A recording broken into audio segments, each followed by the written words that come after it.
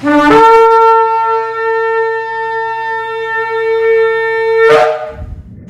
Shalom, está la congregación 20 Filá, desde acá desde la carretera número 2 y el sector Candelaria en Arecibo, Puerto Rico. Esta es la Roa Maritza Rivera que le habla y estamos contentos porque un día más nuestro Padre nos ha dado un día más de vida. Entramos a la parashá número 10, la parashá Miketz. Y esta parashá comprende desde el libro de Génesis, Bereshit, capítulo 41, del versículo 1 al 44, 17. Y un significado para Miketz es al final de. Miketz, al final de o al cabo de. Y hacemos una introducción, como siempre, para ver qué es lo que nos hablan estos capítulos y así nosotros entender qué es lo que contienen. Nos dice que 2 años después que el mayordomo fuera liberado de la prisión, el faraón tuvo 2 sueños extraños. En uno vio 7 vacas flacas que devoraban 7 vacas bien alimentadas y que no obstante permanecían débiles. Y en el otro vio 7 espigas vacías tragándose otras 7 llenas de grano, las que sin embargo permanecían delgadas. Y el faraón estaba perturbado por estos sueños y no se tranquilizó con ninguna de las interpretaciones ofrecidas por sus consejeros. El faraón sabía lo que él había soñado y todos aquellos que se le acercaron alrededor, él vio como que le estaban mintiendo, porque él quería que lo que él había soñado se lo interpretaran, pero él sabía lo que había soñado. Entonces Yosef fue llamado inmediatamente a la presencia del monarca de Egipto, quien le informó que había tenido unos sueños que nadie había podido interpretar satisfactoriamente y que había oído que él era capaz de explicarlos. Y después de declarar que no era con su propia sabiduría que interpretaba los sueños, sino que era nuestro Elohim quien lo hacía a través de él, Yosef se dispuso a escuchar al faraón para satisfacer su pedido y explicó que ambos sueños portaban el mismo mensaje del Creador sobre lo que él estaba a punto de hacer. Las 7 vacas bien alimentadas y las 7 espigas rebosantes de grano representaban 7 años de prosperidad económica para Egipto. Y las 7 vacas flacas y las 7 espigas vacías de grano simbolizaban 7 años de grave depresión económica, con una rigurosa hambruna que seguirían a los años de prosperidad. Los 7 años de hambre serían tan asoladores que los buenos anteriores iban a ser olvidados. Y más aún, la duplicación de este mensaje a través de 2 sueños significaba que el comienzo de la materialización de ambos sueños era inminente. Entonces Yosef aconsejó al faraón que nombrara a una persona sabia para administrar la tierra de Egipto. Los alimentos debían ser almacenados bajo el control del faraón durante los 7 años de abundancia para servir de sustento durante los años de escasez. Y la interpretación y el consejo de Yosef fueron aceptados por el soberano y todos sus servidores.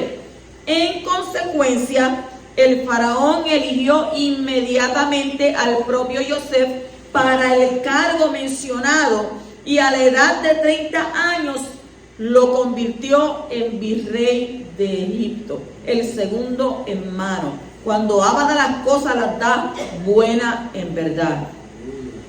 El faraón entonces instaló oficialmente a Yosef en su cargo, colocó en su dedo el anillo con el sello real, lo vistió con finas ropas de lino, le puso un collar de oro en el cuello y lo ubicó en la carroza de virrey. Le dio como esposa a Osnat Bat Potifera, que tuvo más tarde 2 hijos, Menashe y Efraín. Y Yosef comenzó a almacenar alimento en las ciudades durante los años de abundancia y reunió tal cantidad que los registros perdieron significación y ya no fueron mantenidos. Y los años de abundancia habían concluido y ahora vendrían los de hambre, tal como lo había vaticinado Yosef. Y ordenó abrir todos los depósitos y vendió a los egipcios las provisiones almacenadas. Los países vecinos también sufrían de hambre y sus habitantes recurrieron a José para comprar alimentos. La terrible escasez que había en Canaán impulsó a Jacob a enviar a sus hijos a Egipto para comprar provisiones, pero hizo que el menor, Benjamín, se quedara en su hogar por temor a que sufriera algún daño durante el viaje, porque acuérdense que había desaparecido ya José, y entonces el otro hijo, él no lo iba a permitir que le pasara lo mismo. Entonces cuando los hijos de Jacob llegaron, José los recordó de inmediato. Inmediatamente se dio de cuenta que eran ellos. Entonces, ¿qué hizo él? Actuó con ellos como un extraño y no les reveló su identidad. Les habló rudamente, los acusó de ser espías y ellos negaron la acusación con vehemencia. Le dijeron que eran todos hermanos y que habían ido solo a comprar alimento. Y le explicaron a José que pertenecían a una familia de 12 hermanos, que uno de ellos había desaparecido y que el más joven se había quedado con su padre. No, yo tengo razón, dijo José. Vosotros sois espías y esta será vuestra prueba. Enviar a uno de vosotros y que traiga de regreso a vuestro hermano menor. Solo entonces sabré que estáis diciendo la verdad. Mire qué prueba le puso. Entonces José puso en prisión a todos los hermanos durante 3 días. Se merecían mucho más. Después los liberó. Entonces les informó, empero, que Shimón permanecería como rehén hasta que ellos retornaran con su hermano menor. Y los hermanos se lamentaban ahora del trato que le habían dado a José y atribuían esta terrible angustia al castigo divino por el pecado que habían cometido. Ellos no sabían que José comprendía su idioma, porque ellos no lo reconocieron. Y el idioma que ellos hablaban era el hebreo. Pues cuando habían conversado con él, sus palabras habían sido traducidas al egipcio para que José las comprendiera, pero ya lo sabía. Cuando éste observó las expresiones de lamentación de sus hermanos, se alejó de ellos y lloró. Luego regresó e hizo encarcelar a Shimón en presencia de ellos. Más tarde ordenó secretamente a sus sirvientes que llenaran con alimento las vasijas de sus hermanos y que les devolviera su dinero, poniéndolo dentro de las bolsas de cereales. Cuando regresaban a su hogar, uno de los hermanos abrió la bolsa y encontró el dinero que había pagado por el alimento, y al no saber que José había ordenado secretamente que se les devolviera el dinero, los hermanos temieron de ser acusados de robo. Cuando regresaron a su hogar, le relataron a Jacob todo lo que había ocurrido, y a medida que iban vaciando sus bolsas, cada uno de ellos encontraba su dinero entre los granos. Sin embargo, Jacob se rehusó a permitir que Benjamín los acompañara a Egipto por temor a que le ocurriera una desgracia durante el viaje. Pero el hambre en Canaán era terrible. Nosotros podemos leer esto y decirlo, pero nosotros no nos imaginamos siquiera. Y el alimento que había traído de Egipto fue consumido en poco tiempo. Y Judá procuró calmar los temores de su padre, ofreciéndole asumir la responsabilidad por la seguridad de Benjamín. Y aunque a regañadientes, Jacob aceptó permitir que su hijo menor fuera con ellos a Egipto.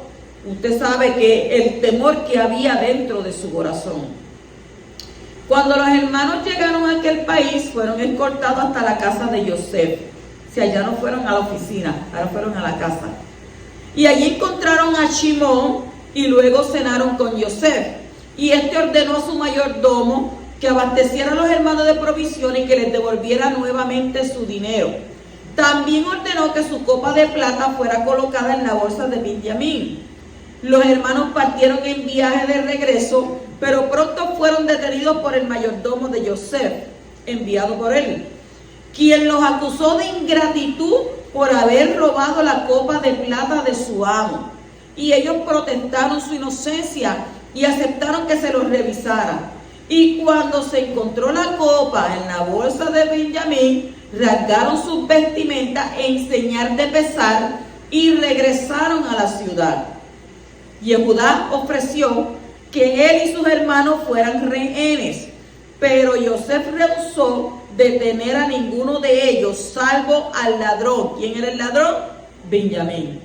Y Benjamín dijo que sería encarcelado y el resto de los hermanos quedaba en libertad de regresar junto a su padre.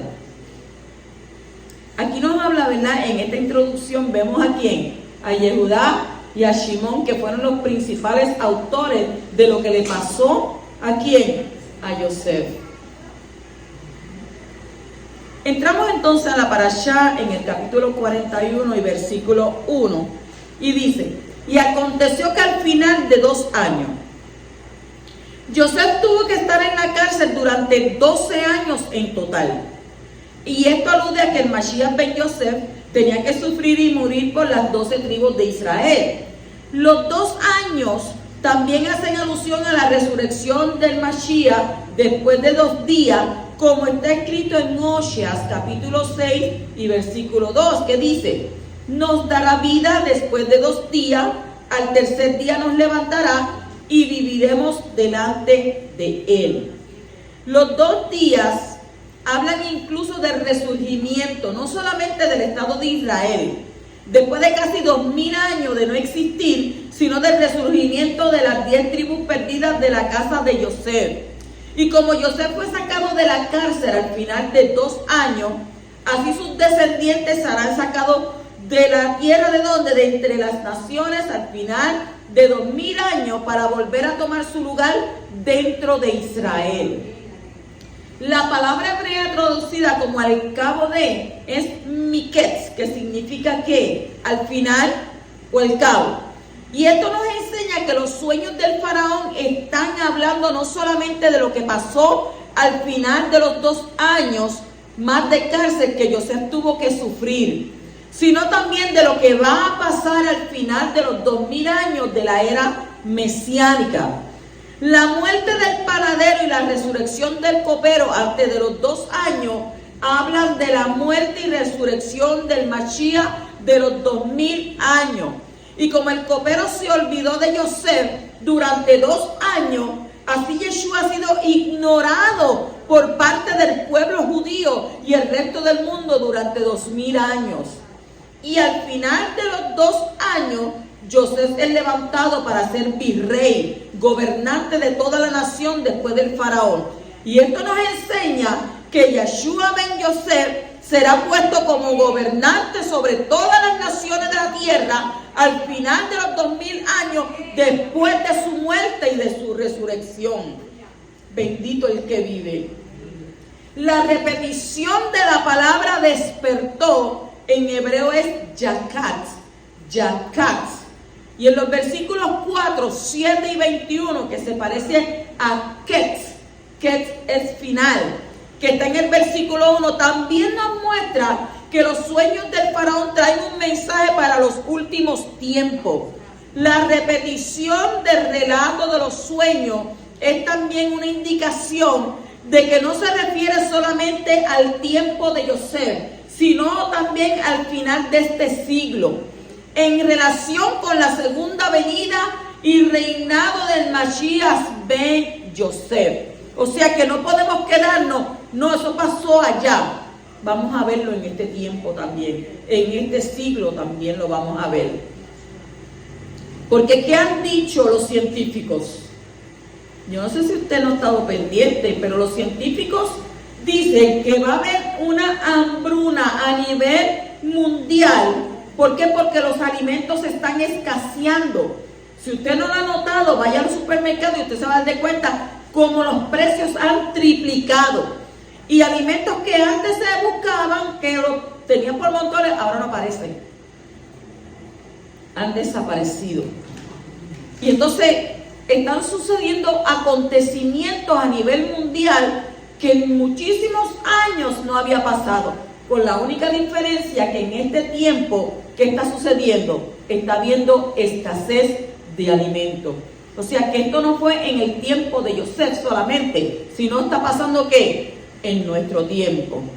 En el capítulo 41 y versículo 14 dice: entonces el faraón mandó a llamar a José y lo sacaron a prisa del calabozo, y después de afeitarse y cambiarse sus vestidos, vino al faraón. La palabra hebrea que fue traducida como calabozo es bor, B-O-R, bor. ¿Qué significa? Significa hoyo, pozo. Y es la misma palabra que se encuentra en el capítulo 37 y versículo 24. Y esto habla de la muerte del Mashiach a favor del pueblo de Israel y del mundo gentil. Cuando dice lo sacaron, habla de la resurrección. El Mashiach no salió de la muerte mediante su propia fuerza. Él fue resucitado por el Padre, como está escrito en el libro de Hechos, capítulo 2 y versículo 24. Dice: a quien Elohim resucitó, poniendo fin a la agonía de la muerte, puesto que no era posible que él quedara bajo el dominio de ella. Cuando dice a prisa, la resurrección fue algo que pasó sumamente rápido, según Zacarías capítulo 3 y versículo 2. Afeitarse. ¿Qué quiere decir esto? Esto alude al Yetzer Hará, a la inclinación al mal, que fue eliminado por la resurrección del Mashiach.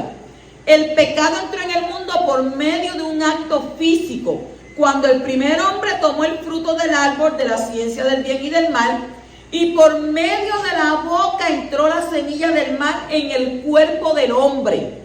Por esto, la sede del pecado está en el cuerpo humano.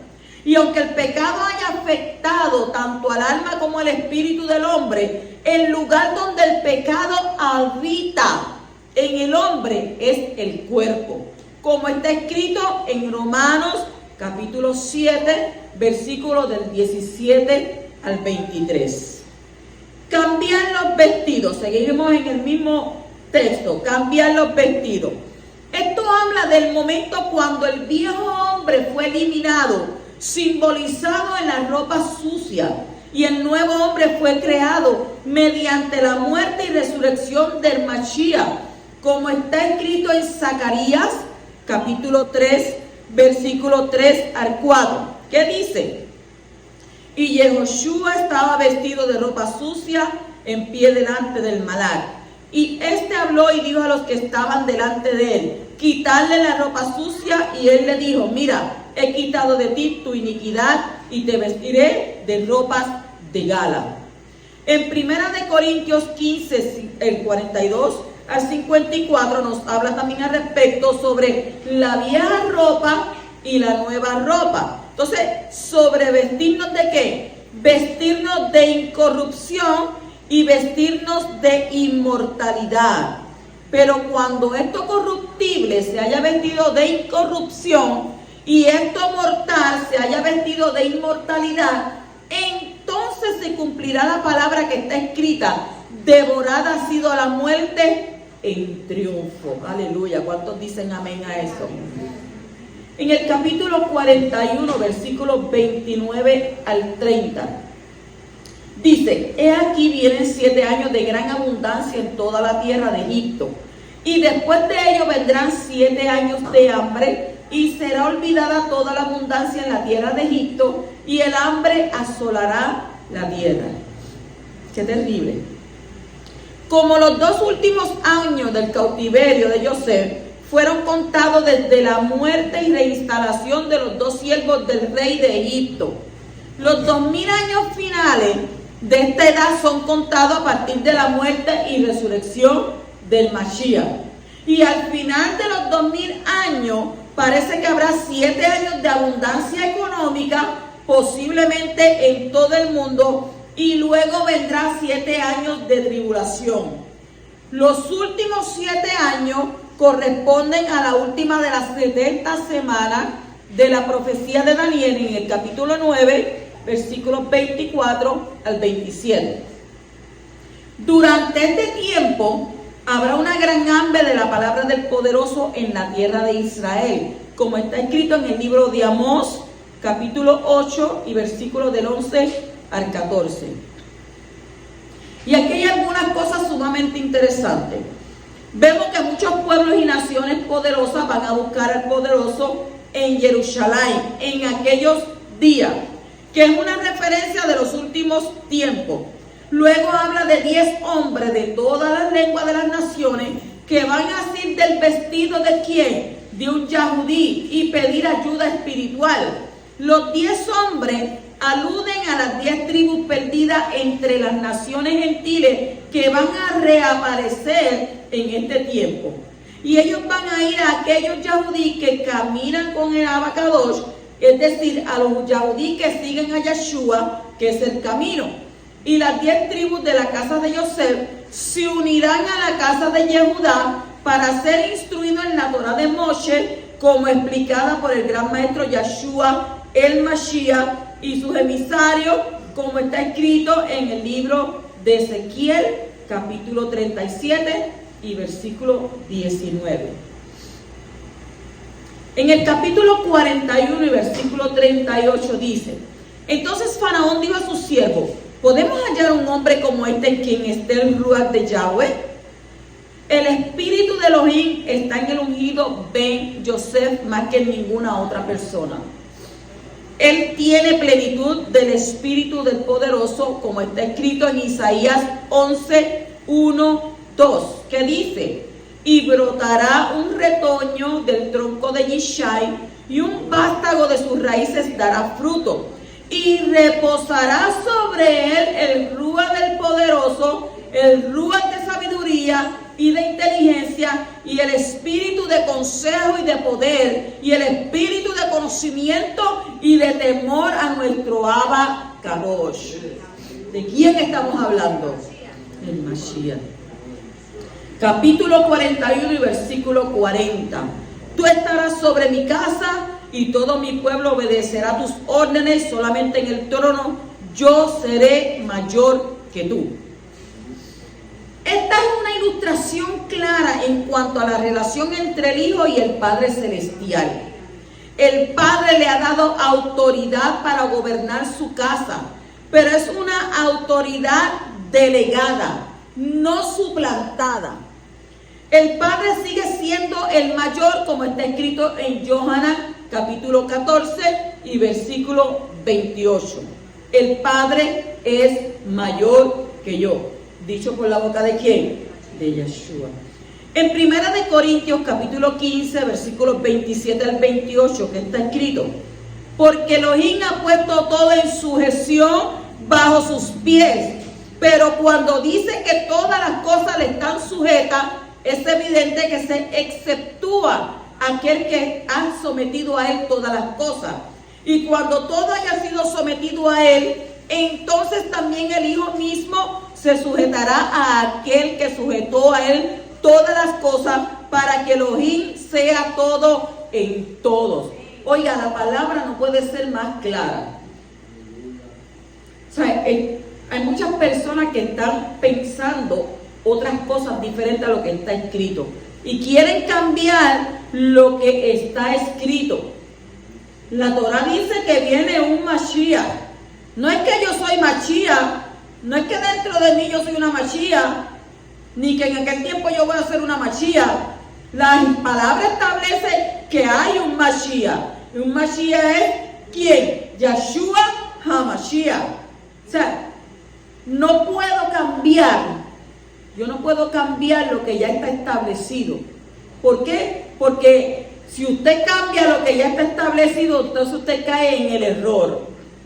Y cuando usted cae en un error, porque Abba permite que ese espíritu de error se meta en usted, cuando usted comienza a divagar entre dos pensamientos, entonces ¿usted qué pasa? Usted no va a reaccionar, usted no va a creer, va a entrar un espíritu de incredulidad. Y usted que entonces va a decir: no, eso no es verdad, Yeshua no viene, él no va a venir nada, hay tanto tiempo esperando aquello, lo otro. Usted sabe que a veces la gente se cansa. Ay, me cansé de esperar. Y toman decisiones erróneas. Pero entonces cuando dice la Escritura que vienen como estas vírgenes, ay no, yo me voy a buscar por aquí, me voy a buscar por allá, pero dice que aquellos que se mantuvieron, ¿vino quién? Vino el novio. Y así muchas personas que están creyendo en cosas diferentes a lo que está establecido en la Torá, cuando vengan y vean al Mashiach, porque la Escritura dice que cuando Él venga en los Shammai, Él venga en las nubes, todo ojo le verá. Y cuando Él venga y todo ojo le vea, entonces, ay, mira, era verdad, era cierto. Yo por creerle a este, por creerle a aquel, por creerle al otro, por creerme que yo puedo subir a la estratosfera. Y nada es permitido si el poderoso no lo quiere. Si Él quiere, como le dijo a Salomón, te voy a dar la sabiduría antes y después de ti nadie la tuvo. Pero si Él dijo, no te la quiero dar, o sea, confórmate con esto, pues entonces ¿qué sucede? Nosotros como personas con razonamiento lógico y crítico tenemos que entender que cuando la Torá nos dice algo, oiga, usted va a venir a cambiar. La Escritura dice que aquel que le quite o aquel que le añade, ¿qué va a pasar con él? Será quitado del libro de la vida. Y ahí yo quiero estar escrito mi nombre. Capítulo 41 al versículo 43. Dice, lo hizo montar en su segundo carro y que proclamaron delante de él Abrej, A-V-R-E-J, Abrej, y lo puso sobre toda la tierra de Egipto. Según Rashi, Abrej viene de dos palabras, Ab, que es padre, y Re, que es rey. Abrej, el padre rey. Y aunque la palabra Ab significa padre, en ciertos contextos su sentido es consejero o amigo principal. En el 45:8, Yosef dice de sí mismo que Elohim lo ha hecho Ab, lo ha hecho padre del faraón. Según el rabí Yossi ben Durmaski, citado por Rashi, Abrej está relacionado con Birkayim. Birkayim es rodillas, y por lo tanto debe entenderse como una orden de doblar rodillas delante de él. Cuando el pueblo reconocía la nueva posición de Yosef y doblaba la rodilla ante él, estaba aceptando la autoridad del que le puso en ese puesto, el rey de ¿qué? De Egipto. Entonces fue el faraón que ordenó al pueblo doblarse ante ¿quién? Ante Yosef. De la misma manera, el Padre ha ordenado al mundo que se incline ante Yeshua para así reconocer que su autoridad ha sido delegada. Pero si hay adoración al Hijo como si fuera el Padre, hay confusión. El Hijo no es el Padre y el Padre no es el Hijo, como está escrito en Revelación capítulo 5, versículo 8, que dice: cuando tomó el libro, los 4 seres vivientes y los 24 ancianos se postraron delante de ¿quién? Del Cordero. No dice del Padre, del Cordero. Y en Yeshaya, Isaías 45:23 dice: por mí mismo he jurado, ha salido de mi boca en justicia una palabra que no será revocada, que ante mí, el Eterno, se doblará toda rodilla y toda lengua jurará lealtad. Mire qué hermoso. En el capítulo 41 y versículo 45, y Faraón llamó a Yosef por el nombre de Safnat Paneah, y le dijo, ¿le dio por quién? Le dio por mujer a Osnat, hija de Potifera, sacerdote de On. Y salió Yosef por toda la tierra de Egipto. Cuando Yosef fue reconocido como Adón, como Señor en el mundo gentil, le cambiaron su nombre hebreo en un nombre gentil. De la misma manera, el mundo gentil cambió el nombre de Yeshua HaMashiach por un nombre griego. ¿Le puso qué? Jesucristo. Y según Rashi Flavio Josefo, el nombre de Safnat Paneah significa revelador de misterios, porque todos los nombres en ese tiempo tenían ¿qué? Significado. Safnat podría derivar de la raíz Safán, T-S-A-F-A acentuada N, Safán, que significa esconder, ocultar.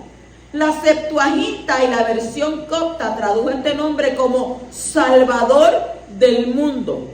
Y según Rashi, Potifera es el mismo que Potifar. La palabra hebrea traducida como Cohen, sacerdote, también puede ser entendida como príncipe, como en el caso de los hijos del rey David, según Segunda de Samuel, capítulo 8 y versículo 18, y Primera de Crónicas, capítulo 18 y versículo 17. Continuamos en el capítulo 41, versículos 51 al 52. Y al primogénito Yosef le puso el nombre de Manashe, porque dijo: Elohim me ha hecho olvidar todo mi trabajo y toda la casa de mi padre. Y el segundo le puso el nombre Efraín, porque dijo: Elohim me ha hecho fecundo en la tierra de mi aflicción. Los dos hijos de Yosef, que luego serían adoptados como hijos de Israel, nacieron por una mujer no israelita y fueron criados en el mundo gentil, pero con una educación hebrea. De la misma manera, el hijo de Yosef tiene hijos nacidos en el mundo gentil que serán reconocidos por Israel en los últimos tiempos. El nombre Manashe viene de la raíz Nashá, N-A-S-H acentuada, Nashá, ¿qué significa? Olvidar. Efraín es la forma dual masculino de Efrat, E-F-R-A-T, Efrat, ¿qué significa? Montón de ascua, fertilidad. Entonces los dos hijos de Yosef representan los gentiles que han tenido la experiencia real de un nuevo nacimiento por medio de Yeshua ben Yosef. Y el primer hijo, Menashe, tiene que ver con el olvido de dos cosas: la fatiga y la casa de Israel. El segundo, Efraín, tiene que ver con multiplicación. O sea, que sus nombres representan exactamente lo que ha pasado en la historia del cristianismo, donde está la mayoría de los gentiles que han nacido por el Ruach del Mashiach. Primero se olvidaron de las persecuciones romanas que sufrieron por su fe judía, y luego se olvidaron de Israel y la Torá. Efraín entonces representa los avivamientos evangélicos de este tiempo que predican el mensaje de salvación por medio de la muerte y resurrección del Mashiach Yeshua, aunque no lo llamen así, sino con un nombre que griego. Y finalmente Efraín será puesto por encima de Manashe, y ambos serán piezas clave en el plan de la restauración del pueblo de Israel, según Génesis Bereshit 48. En el capítulo 41, 55 dice: id a Yosef y haced lo que os diga. Vemos como el rey está enviando la gente al que ha recibido la autoridad delegada. De la misma manera sucede cuando el padre lleva a las personas al hijo, como está escrito en Juan capítulo 6, versículo 44 al 45, que dice: nadie puede venir a mí si no lo trae el Padre que me envió, y yo lo resucitaré en el día que final. Y escrito está en los profetas, y todos serán enseñados. ¿Por quién? ¿Por quién van a ser enseñados? Por Elohim. Todo el que ha oído y aprendido del Padre viene a mí. Y así como el faraón ordenó al pueblo obedecer a Yosef, el Padre también ordenó con una voz audible que obedecieran a Yeshua, según lo que está escrito en donde, Mateo capítulo 17, versículo 5, que dice: mientras estaba aún hablando, he aquí una nube luminosa los cubrió, y una voz salió de la nube diciendo: este es mi hijo amado, en quien me he complacido, a él oí. Oiganla, dos veces, ¿verdad? 2 veces lo dice la Torá. La pregunta surge: ¿es posible ir directamente al Padre sin pasar por Yeshua? Y este texto nos muestra que cuando hay una delegación de autoridad, no se puede saltar por encima. De la misma manera que el Padre ha delegado todo a su Hijo y no se puede saltar por encima de Él para llegar al Padre, como está escrito en donde, Yohanan, capítulo 14, versículo 6. Yeshua le dice: yo soy el camino y la verdad y la vida, y nadie va al Padre sino por mí. O sea que este mensaje no fue dado delante de gentiles, sino delante de quién, de los judíos, delante de los yahudí. Ningún yahudí llega al Padre sino por el Mashiach, cuyo nombre es ¿quién? Yeshua. Y está escrito en Yohanan capítulo 17 y versículo 2: por cuanto le diste autoridad sobre todo ser humano, para que dé vida eterna a todos los que tú le has dado. Mire qué tremendo, lo habla la Escritura. Capítulo 41 y versículo 57. Y de todos los países venían a Egipto para comprar grano a Yosef, porque el hambre era severa en toda la tierra. De la misma manera vendrán gentiles de todos los países a recibir el pan de vida durante los 7 años de tribulación. Yeshua es el Salvador de todos los gentiles. ¿Cuántos lo creen? Eres el pan de vida, como está escrito en Yohanan capítulo 6 versículo 35, que dijo Yeshua les dijo: yo soy el pan, yo soy el lejen de la Jaín, de la vida, y el que viene a mí no tendrá hambre, y el que cree en mí nunca tendrá sed. Los que venían de todos los países no buscaban a otra persona que Yosef. De la misma manera, Yeshua es el único que puede satisfacer el hambre espiritual de los gentiles. Más adelante vemos que también los israelitas tendrán que humillarse para recibir de él ese leje de vida, el pan de vida para no morir. Y de esto aprendemos también que los únicos mensajes de la Torá que contienen suficiente sustancia espiritual para poder satisfacer el hambre espiritual de los pueblos son los que vienen a través del Mashiach ben Yosef, Yeshua HaMashiach. Capítulo 42 y versículo 6 dice: y Yosef era el que mandaba en aquella tierra. Él era quien vendía a todo el pueblo de la tierra. Y llegaron los hermanos de Yosef y se postraron ante él rostro en tierra. ¿Qué vemos aquí? Aquí vemos un cumplimiento parcial del sueño de Yosef. Todavía falta un hermano para que se cumpla del todo. De esto aprendemos que llegará un momento en la historia cuando aquellos yahudí que no hayan sido asimilados entre las naciones tendrán que ir al hijo de Yosef para buscar el lejen, el pan de vida, para no morir. Y será un momento esplendoroso cuando los yahudí reconozcan que aquel que el mundo gentil llamaba Jesucristo también tiene pan para ellos. Según Oseas, capítulo 5, versículo 15 al 6:3. Y este texto concuerda con Mateo, Matitilla, capítulo 23, 39. Continuamos al capítulo 42 y versículo 8. Oiga, esta parasha tiene tantas y tantas cosas tan interesantes que estaríamos todo un día ahí hablando y no terminamos. Porque nos habla tan y tan claro de nuestro Mashiach en referencia con Yosef.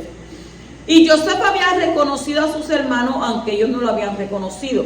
De la misma manera, Yeshua ha reconocido al pueblo yahudí, aunque la mayoría de ellos no le hayan reconocido. Él nunca desechará a su pueblo. En el capítulo 42 y versículo 13 dice: mas ellos dijeron: tus siervos son 2 hermanos, hijos del mismo padre en la tierra de Canaán, y aquí el menor está hoy con nuestro padre y el otro ya no existe. La expresión el otro no existe aparece 2 veces en este relato, en el verso 32. Y en el versículo 38, Jacob dice que José ha muerto. En el capítulo 44, 20 también. Este es el mensaje que el pueblo yahudí ha estado repitiendo durante casi 2000 años acerca de Yeshua, que murió pero fue resucitado por Elohim de Israel. Como José seguía existiendo e incluso gobernando, así Yeshua sigue existiendo y gobernando a la diestra del poderoso de Israel en los Shammai, y en el segundo encuentro se dará a conocer a sus hermanos. Mire qué poderoso es esa palabra para nosotros. En el capítulo 42, 24 dice: y se apartó de su lado y lloró. Y cuando volvió a ellos y les habló, tomó de entre ellos a Shimón y lo ató a la vista de sus hermanos. Rubén, el primogénito, no estaba de acuerdo con el maltrato de José. Y Shimón, que era el segundo, era un hombre violento, junto con su hermano Leví. Habían asesinado ¿a qué? A toda una ciudad cuando la situación de ¿quién? De Dina. Entonces, Shimón necesitaba un trato especial. ¿Para qué? Para poder arrepentirse de su pecado y humillarse en su corazón duro. Y esa fue la razón por la que José le tomó a él y le encerró. Los hombres, cuando están en la carretera, se cree que pueden con todo el mundo. Una vez le quitan la libertad, los encierran, ¿qué pasa? Por más rebelde que esté ahí, llega un momento en que tiene que ¿qué? Bajar de nivel. Y esto mismo pasó ¿con quién? Con Shimón. José lo mandó ¿a qué? A que lo encerraran. En el capítulo 42 y versículo 30 dice: el hombre, el Adón o el Señor de aquella tierra, nos habló duramente y nos tomó por espía del país. Así asienten los judíos por el trato del mundo cristiano. Los cristianos son los que peor han tratado al pueblo judío durante los 2000 años. El judío piensa que Jesucristo le odia. En el nombre de Jesús se han cometido las cosas más crueles contra los judíos. Tanto la cruzada como la Inquisición española y el exterminio nazi se hicieron en el nombre de Jesucristo. ¿Quién va a amar a alguien así? ¿Quién va a aceptar a alguien así? Lamentablemente, este trato cristiano tan duro es uno de los impedimentos mayores para que el pueblo yahudí pueda reconocer al hijo de Yosef como el Mashiach. En lugar de provocar al judío a celo, lo ha provocado a odio. ¿Contra quién? Contra su propio Mashiach. Y esto tiene que cambiar.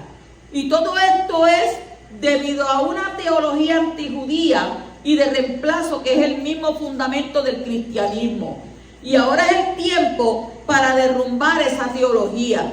Y ahora es el tiempo de la restauración de los conceptos originales de la única fe válida para todos los siglos y para todas las personas, que es la fe hebrea. Tenemos que volver ¿a qué? A la fe original, la fe hebrea, porque sabemos que aquellos discípulos de Mashiach no eran romanos, no eran latinos, ellos eran ¿qué? Eran yahudí.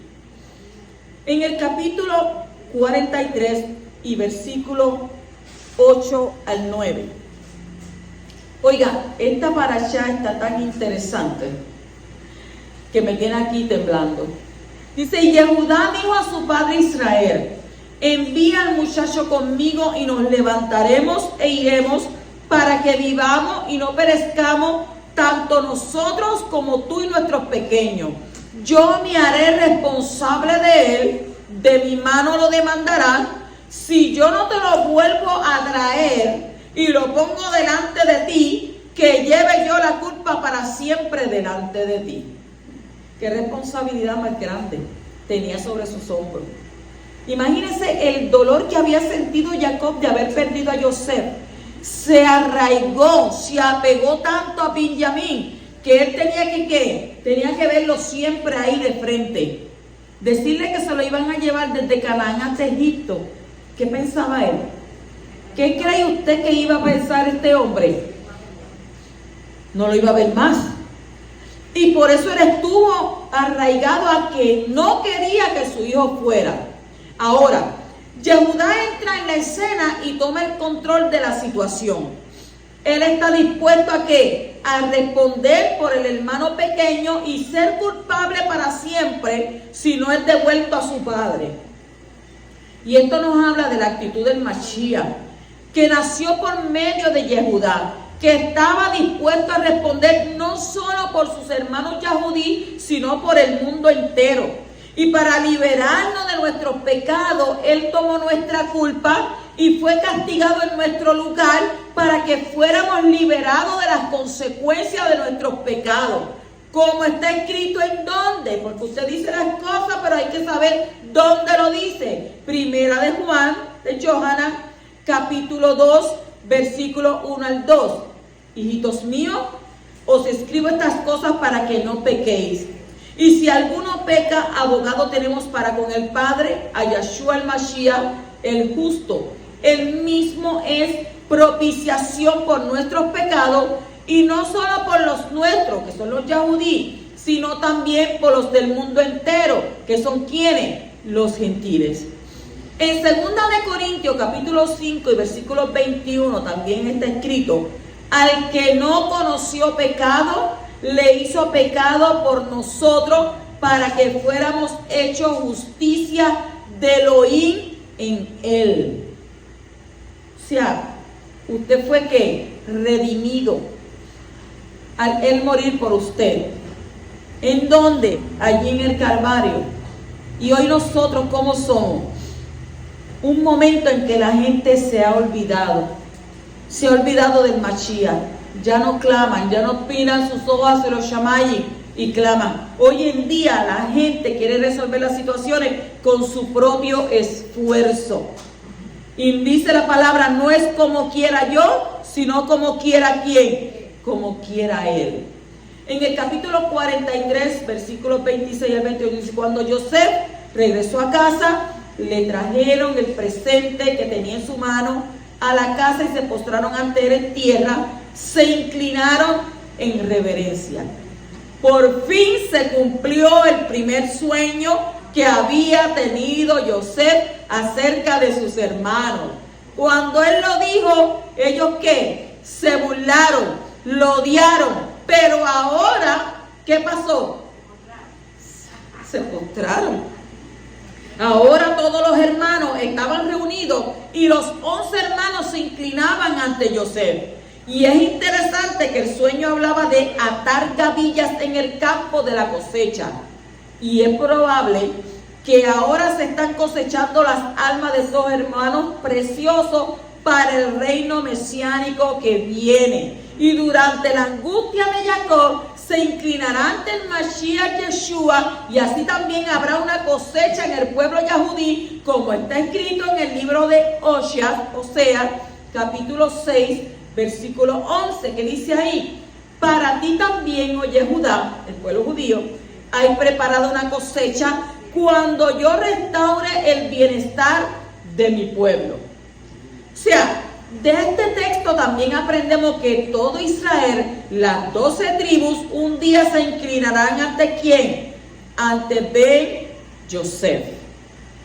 Continuamos en el capítulo 43 y versículo 30. Dice: y Yosef se apresuró a salir, pues se sintió profundamente conmovido a causa de su hermano, y buscó donde llorar, y entró en su aposento y lloró allí. Usted se imagina, después de que él le había dicho esos sueños, ver ahora cumplirse ese sueño, ellos postrados ahí ante él, cómo él se podía sentir. Definitivamente tenía que llorar.